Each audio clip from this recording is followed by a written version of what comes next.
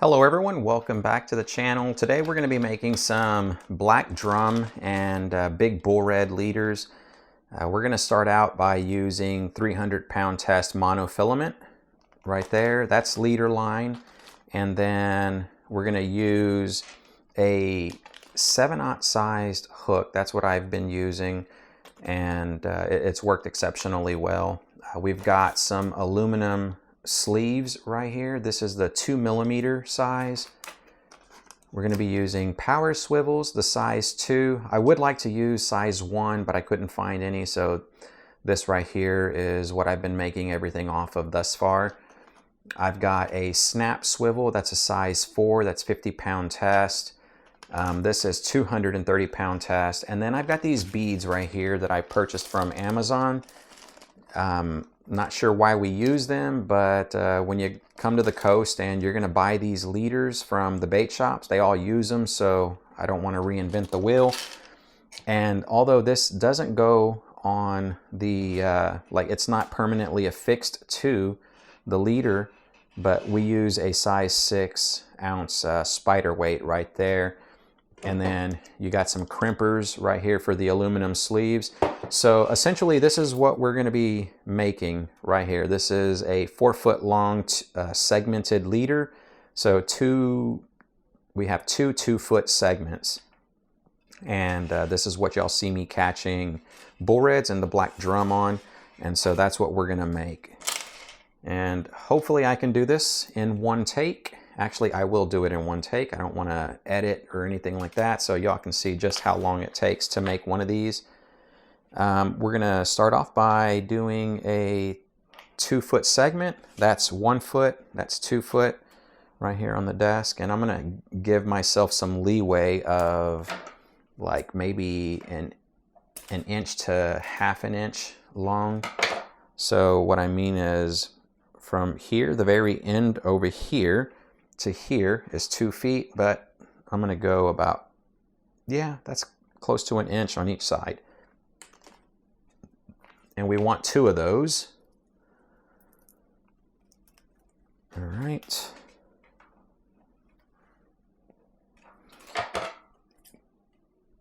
These are fairly easy to make. It doesn't take, much effort at all. You ain't got to be super handy with like DIYs or anything like that, but very easy to make. They cost quite a bit of money if you're going to buy them from the bait shops. So I highly recommend just making your own. But if you must, just know that you don't really have to go out and purchase all this stuff. You can get them from the local bait shops when you come down to the coast. Okay, so we're going to start by fishing our mono through one of the sleeves, and then we're going to put the power swivel right there, fish the tag end back through the sleeve, and you just want to go to where it's barely poking out the other end of the sleeve. And we want like maybe ½ to 3/4 of an inch on that loop. Take your crimper and you're going to smash it down twice, once for each side of that sleeve. So right there we got one end, and then we're going to finish it off by crimping down the other end. Here we go. And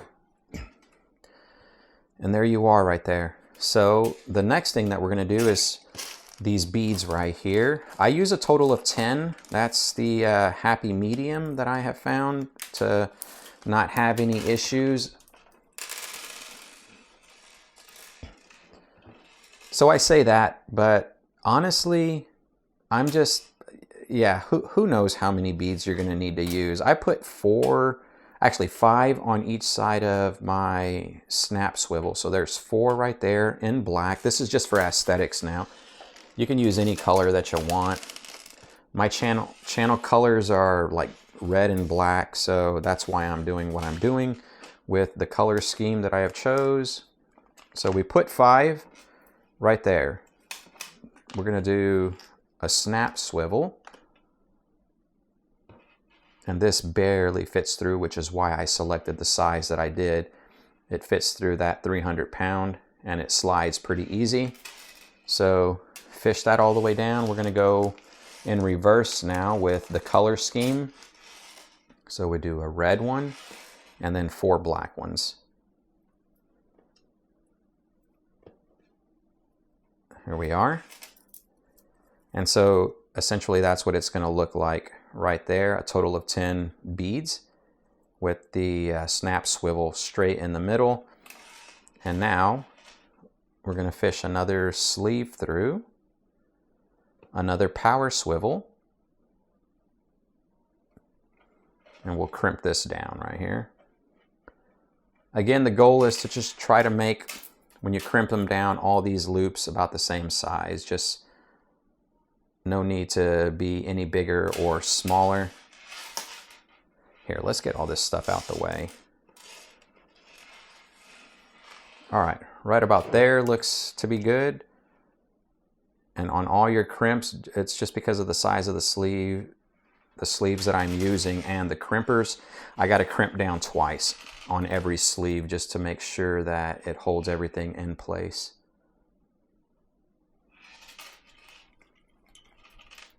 There we go. All right, so the first 2-foot segment is complete right here. This one of these barrel swivels are going to attach to your main line. Next, we will take and attach the hook. So start off with a sleeve.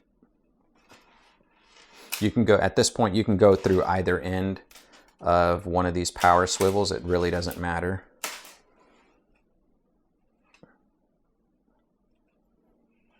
Go back through and put your tag end right into that sleeve, and then we'll just make sure the loops are about the same size.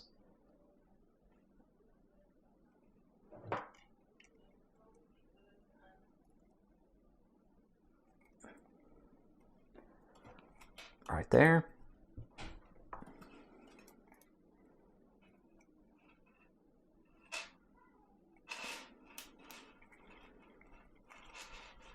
Okay.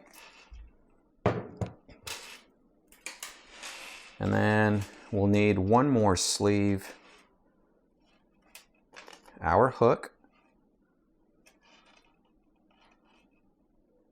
This loop is going to be a little bit bigger than all the other ones, and I'll explain that here in a quick second when we talk about why it is that we use the components that we do for this leader. So that looks to be about good. That's 3/4 to 1 inch on that loop right there.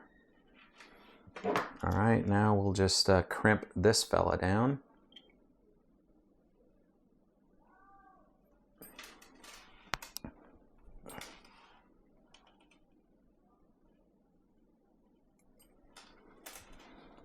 There we go. And that's it. You're done. I mean, it's that simple. It didn't take but maybe, 5 to 10 minutes at most, somewhere around there, depending on how fast you are. But there it is. Now, the concept of why it is that we use all the components that we do. Number one, we'll start with the hook. 7/0 size is perfect to be able to fit blue crab and live hand size to horse size. I call them like horse mullet for the bigger variety, but you're going to want to use something that's around 5 to 10 inches in length for the mullet. I love using the heads, and this gap right here on the circle hook is big enough to be able to go through a piece of the mullet. You're going to use a 3-inch, 4-inch chunk of fresh caught mullet. You just slice them up right there on the spot, and the gap is big enough, the hook is big enough to actually hold that mullet with you to have enough of the hook exposed to be able to catch your fish. Now, blue crab, same thing. I can go into half of a blue crab that's alive. You cut them in half, and then your hook will still be exposed with enough of that hook point to be able to grab a hold of their lip. The reason why you want to use a circle hook is because you don't want to gut hook these fellas. Fighting such a big fish, you're probably going to rip up their throat, their insides, whatever the case may be. So there is no setting the hook with a circle. If you try to do that, you're going to pull everything out of their mouth. So all you want to do is reel down for tension, steady upward pressure on the rod tip, not setting the hook, but just upward pressure. And you're fishing that bait out of the fish's mouth like that, and it's coming, and then eventually the concept is for this hook to basically grab a hold of that lip, and as long as you got a sharp hook point, this will embed in the fish's mouth. So that's the reason why we're using that. Now, a 7/0 sized versus a 16/0 sized. The 16/0 is overkill, y'all. I mean, look at this. It's ridiculous. The reason why I say that is because you go from the hook point right there to the hook point on this one, just match it up. And then you can see that the shaft, you know, there's really not much of a difference in length from the hook point to the shaft, all right? It's the same darn thing.